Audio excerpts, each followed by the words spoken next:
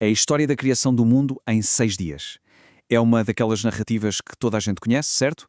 Mas e se o objetivo nunca foi contar uma história literal sobre o tempo? E se na verdade for um código filosófico sobre a própria natureza da realidade? A gente recorda bem como começa, no primeiro dia, aquela separação fundamental entre luz e trevas. Depois, no segundo, vem a criação do céu, a separar as águas de cima e as de baixo. No terceiro, a terra seca finalmente aparece, e com ela, claro, toda a vegetação começa a surgir. E aí chegamos ao quarto dia. Aparecem o sol, a lua e as estrelas, para marcar o tempo, as estações. O quinto dia é quando os mares e os céus se enchem de vida com os primeiros seres vivos, os peixes e as aves. E por fim, no sexto dia, os animais terrestres e a humanidade. Uma história que conhecemos de cor. Mas é aqui que a coisa fica interessante. E se isto tudo não for sobre tempo? E se os dias não forem bem dias? Bem, para encontrar a resposta, temos de viajar até Alexandria, no século I. Aquilo era uma cidade vibrante, um verdadeiro caldeirão de ideias, onde duas maneiras muito diferentes de ver o mundo estavam em constante choque. De um lado, tínhamos a fé judaica, toda baseada em narrativas, em acontecimentos, nos atos de Deus ao longo da história. Do outro lado, a razão grega, que procurava princípios abstratos, uma lógica para o universo. A grande questão na altura era como é que estes dois mundos, aparentemente opostos, podiam ser reconciliados. É exatamente aqui que entra a nossa figura principal, Fílon de Alexandria, um filósofo judeu que apareceu com uma solução, revolucionária para este quebra-cabeças. Um método para ler a Bíblia de uma forma totalmente nova. A chave mestra dele era o que se chama algorese, ou interpretação alegórica. Fílon acreditava que a Bíblia tinha, na verdade, duas camadas. Uma era a história literal, à superfície. Mas por baixo estava uma mensagem filosófica muito mais profunda, só à espera de ser decifrada. E o método dele era muito sistemático. Primeiro, ler a história tal e qual como está escrita. Depois, identificar que elementos é que podiam ser símbolos, números, lugares, pessoas. E por fim, traduzir esses símbolos para revelar as verdades filosóficas que eles representavam. Então vamos lá pegar nesta chave e aplicá-la à história da criação. Vamos ver como Fílon a transforma completamente. E preparem-se, porque a interpretação dele muda mesmo as regras do jogo.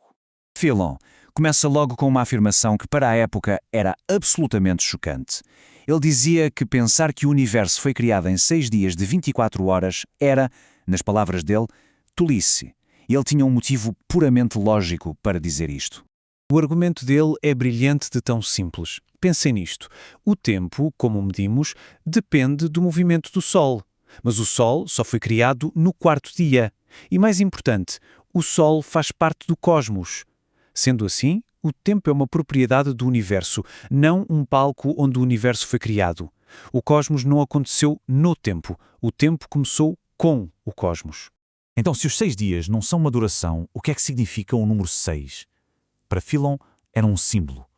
O número 6 é o primeiro número perfeito, porque é exatamente igual à soma dos seus divisores. 1, mais 2, mais 3. Simples. Para ele, representava a ordem, a harmonia, a racionalidade perfeita do plano de Deus para a criação. E é aqui que as peças se encaixam. Para Fílon, o céu que aparece no Gênesis não é o céu físico, mas sim um símbolo para o mundo do intelecto, da mente. E a Terra simboliza o mundo dos sentidos, do corpo. E os 6 dias, já vimos, é o símbolo da ordem perfeita e racional por trás de tudo. Assim, a história física transforma-se numa profunda narrativa filosófica. O ponto fulcral aqui é que isto não foi só um exercício intelectual. As ideias de Fílon tiveram um impacto enorme, um impacto duradouro, que construiu uma ponte que moldou o pensamento ocidental durante séculos. Um conceito central em Fílon foi o do logos, que mostra perfeitamente como ele conseguiu fundir o pensamento grego com o bíblico. Pensem no logos como a planta de um arquiteto divino. Ele pegou no conceito filosófico grego de logos, a razão universal, e juntou-o à palavra de Deus da Bíblia. Assim, o logos de Fílon tornou-se a mente de Deus, o plano ideal e perfeito a partir do qual o nosso mundo físico foi feito. O legado dele é imenso. Fílon criou uma estrutura que permitiu que a fé e a razão finalmente conversassem. O seu método de leitura alegórica foi adotado em massa pelos primeiros teólogos cristãos. E a sua ideia do Logos como um mediador divino deu uma linguagem filosófica que foi absolutamente crucial para o desenvolvimento da teologia cristã, influenciando textos tão importantes como o Evangelho de João. O trabalho de Filon deixa-nos com uma pergunta fascinante. Ele olhou para uma das histórias mais fundamentais da sua cultura e descobriu um universo de significados por baixo da superfície. E isso faz-nos pensar: que outras camadas de significado, que outras verdades escondidas poderão estar à nossa espera, nas histórias que moldam o nosso próprio mundo?